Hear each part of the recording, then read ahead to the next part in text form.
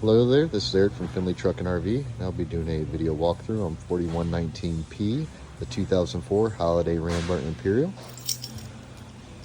Starting at the very front up here, there is an actual generator behind this front center here. There's a switch inside that will actually extend that, and you'll be able to gain access to the generator.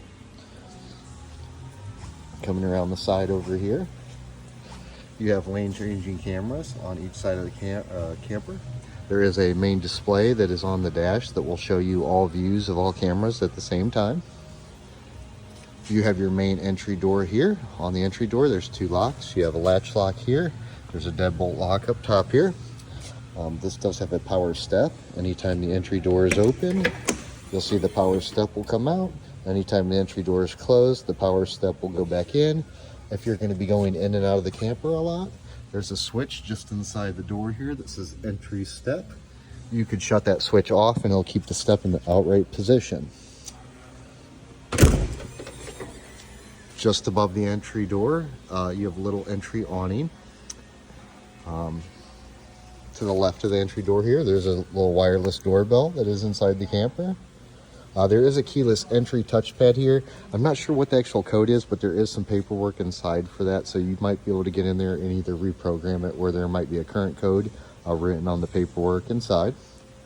You have a light directly at the top up there. Just inside the entry door also, you're going to see a switch that says porch light. That will light up the handles here, and then we'll light up the light out there on the outside. Coming down the side here, you have your first slide out. On the actual slide out, there is a awning. That awning is a power awning. There is a remote attached just to the side of the television up there that will operate the awning. Also inside, there's going to be a cabinet where I believe there's a switch to run the awning also. You can, if for some reason you ever lost power to this main awning, there is a crank handle in one of the underbelly compartments that you can install into the one side and crank that awning in manually. Also on the very top of the slide out, you have slide awnings that go all the way across the top of the slide out. That awning will extend as the slide is extended and will retract as the slide is retracted. On each side of the camper, you're going to have fuel doors. They all go to the same fuel tank. That's just for ease of access, so whichever one you could get to easier at a gas station. First storage compartment here is going to be a pass-through storage compartment. It does have a slide-out tray here. You could push this or pull this button out. And then there is a latch over here on this side. And then this will slide out. These are lighted storage compartments also. There's a switch, I believe. Let's see, go back over here to the door.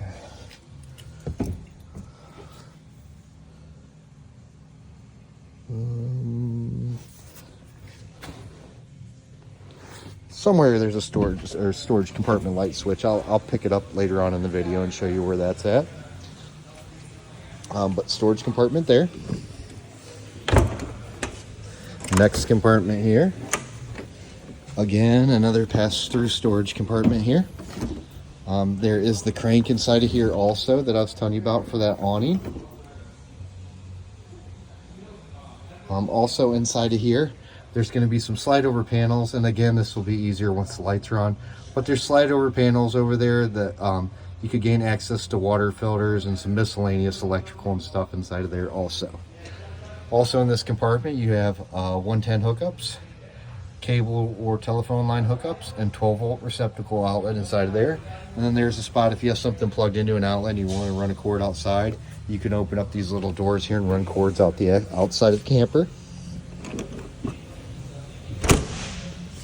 Next compartment beside that is going to be access into that electrical compartment that I was just talking about, like if you slide the little doors over. Inside of here, you got a lot of miscellaneous electrical. Right in front of me here, this is your inverter charger. What this will do is this will keep all your batteries charged up on the coach side of the camper anytime you are plugged in. Also, when you're going down the road, if you want to use it as an inverter, you could turn the inverter on from inside the camper and be able to basically take battery voltage and convert it to electricity for miscellaneous things inside of the camper. That charger does do everything. As soon as you plug it in, it knows what it needs to do. So if your batteries are low, it'll charge them up. Once it gets them fully charged, it goes into like a float mode. Next compartment over here is just a large storage compartment inside of here.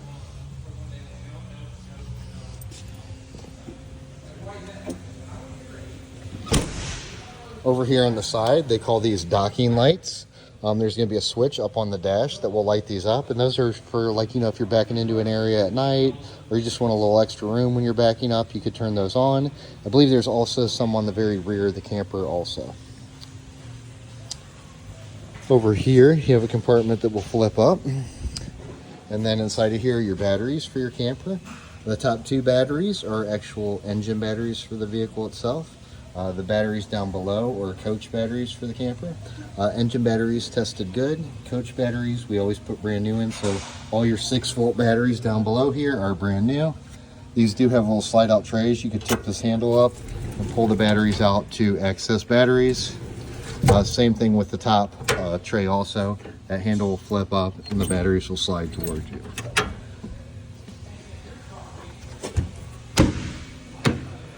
Next compartment here, and last one on this side, is going to be, again, miscellaneous electrical. Everything's nice, clean, organized. There are some master disconnect switches for your battery here. And then they do have everything labeled up here on the actual door side of what everything is inside of there. Two other things on this side of this camper. You do have window awnings on the windows. There are some on this side and some on the other side. You'll actually have an awning tool, which I'll show you on the other side. You'll reach up, you'll grab the strap in the middle, you'll pull down towards you and hook the strap on this hook here, and then I'll give you a little window shade over your window. You have your exhaust pipe for the vehicle here. And a little bit farther up here, that's going to be the exhaust for the washer dryer combo in the very back bathroom area. On the rear of the camper, you have ladder access to the rooftop. If you want to open these doors and you want to open both doors fully, you do have to unpin this down at the bottom and flip the ladder upright. Then you'll be able to open your doors. There are 2 cameras on the back of this, but there is only one reverse camera on the back here. One was an old previous camera that they had on it. You have a hitch and wiring connector over there. And then if you flip these open, you have access into the engine. Inside of here, there's a light at the very top here. It has a button on it. Let me see here. Right there. This is kind of like a light that you can pull down, and it's got a cord to where you can move it around. And then when you're done, you could wind it back up, or you could just leave it connected, and then there's an on-off switch right here. That'll gain you access to, you know, your engine compartment area back here. This vehicle, on these bigger ones, we actually send out to Mac. Mac does our service work on these. But, you know, fluids have been, you know, changed. Engine oil's been changed and filters checked and stuff like that. Other than that, all fluids have been topped off back here. You also have a couple 110 receptacles in here. And there's a spot for a block heater plug. So if you ever want, you know, get into cold weather and running, you could plug this into that outlet to warm the block so it starts easier in the winter. Shut this light off and we'll move on. Also, real quick, inside of here, you have transmission fill, coolant reservoir, engine oil dipstick, you know, air filter, transmission dipsticks on the actual other side of the engine.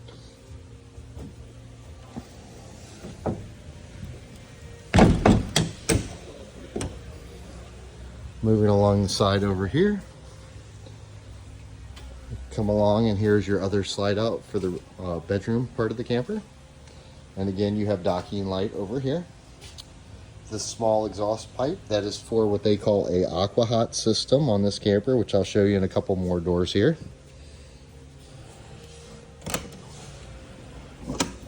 First compartment on this side is going to gain you access to the water closet area. There is a hot water, or hot and cold water outside shower here. I do have a brand new hose in the compartment next door here. So you can screw that hose right here to the bottom and have an outdoor shower. There's cable and satellite hookups up there and phone line hookups. Over here you do have a switch for the water pump, and then you got a switch for, that's that switch I was telling you earlier, for the storage lights. You have a soap dispenser here. This you could just unscrew the bottle and fill up with soap. There's a waste hose storage inside of there. You have a black tank flush system here, and what that does is it'll actually rinse out your waste tanks. You could hook a garden hose to that with fresh water, pull your valves, have your hose going into wherever you drain your sewer or your waste, and then turn your hose on and regulate how much water goes into here to rinse out your tanks. Over here to the left of that is going to be your city water fill. When your garden hose, or I should say your city water hookup, when your garden hose is hooked to that, you could pick whether you want to use it just as supply to your faucets and fixtures inside the camper, or if I want to power fill my fresh water tank, the tank of water I take with me on trips, I could rotate that over to the left to where it says water fill, and it'll fill the actual freshwater tank. So if you're filling the freshwater tank, you're going to have this turn this way with your hose hooked up and turned on, and if you're just using it to supply water to the camper, you'll have your hose here turned on and then this valve in the normal position. Down here you have your waste tank drains. They are color coded, black for toilets, gray for sinks and showers. And then there is spots where you can bring hoses up through the bottom for like your garden hose, or hose down from your waste to drain.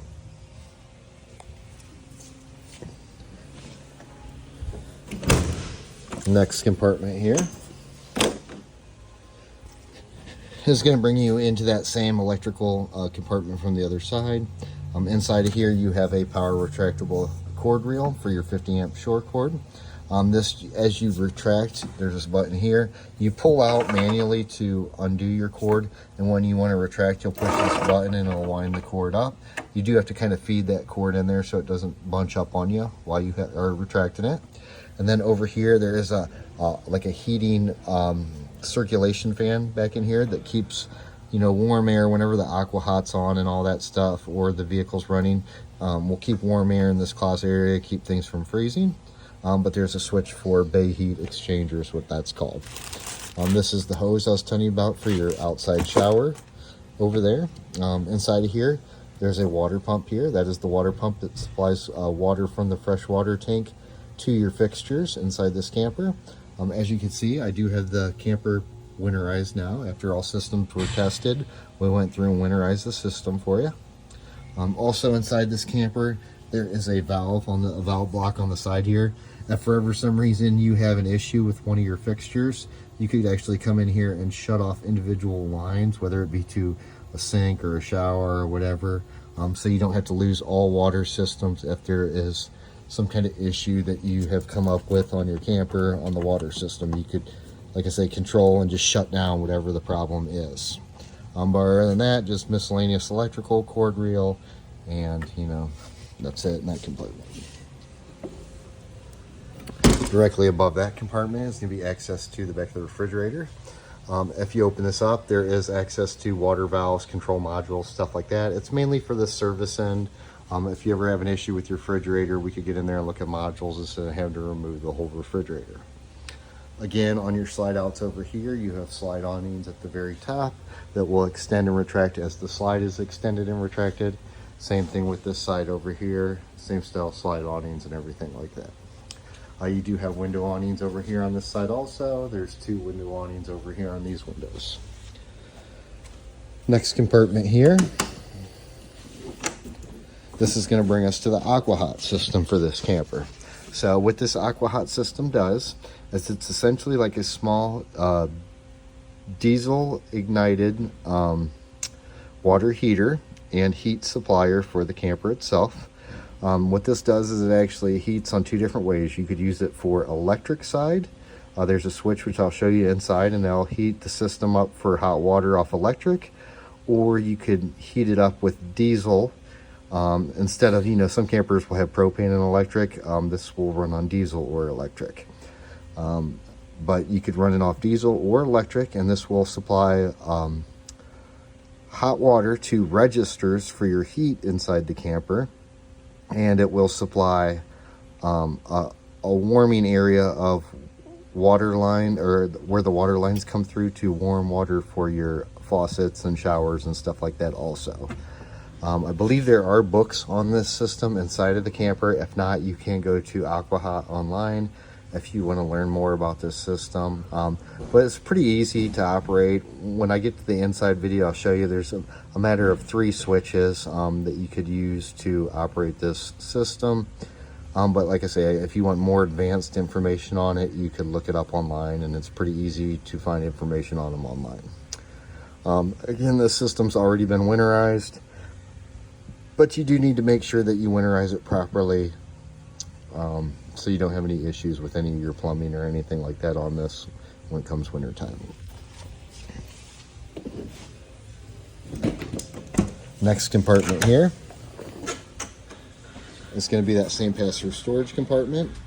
Inside of there, you're going to see this little tool here.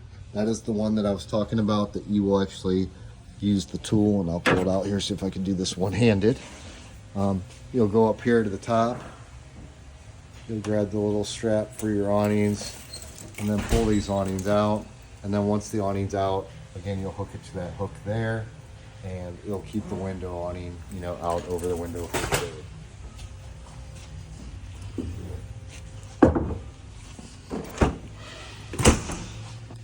Next compartment here, this is going to be your freshwater tank. So if you're in that back there in that water closet area and you are power filling, this is the tank that it's going to be filling. This is the freshwater tank that you take with you on any road trips. It does have a drain at the very bottom here, which I leave the drain open when it's winterized, so any residual water could drip out.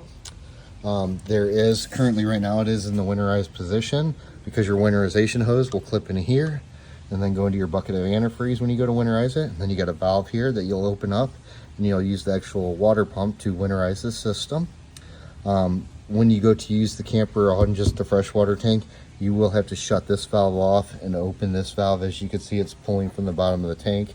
This is the line that supplies water from this tank to the freshwater pump.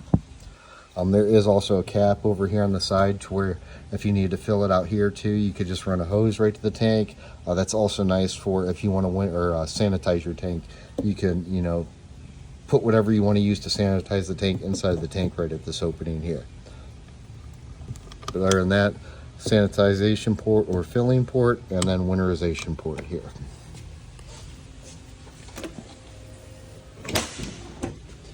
Over here, you're going to see again that other fuel door that I was telling you about. And then if I open up this door over here, it's going to gain you access to the big fuel tank that you could see that goes all the way across, or your propane tank. Your propane tank here has a on-off valve right on the actual tank itself. There's a propane fill. This is where they'll fill it right here. And there's a gauge on the very side of the propane tank to tell you, you know, how much propane is in your actual tank.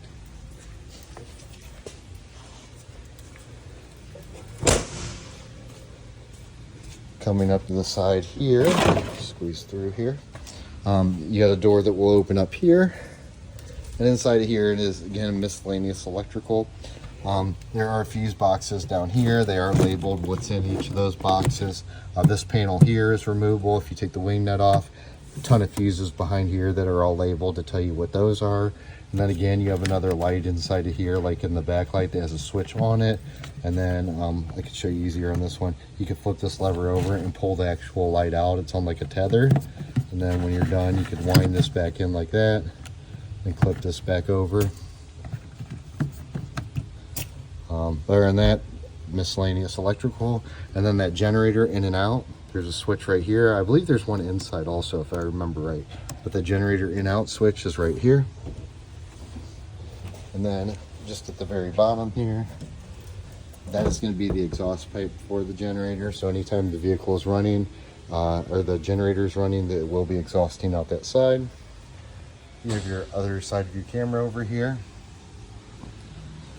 And then we're back up to the front half. That concludes my video on the exterior. I'll pick up with an interior video. Thank you.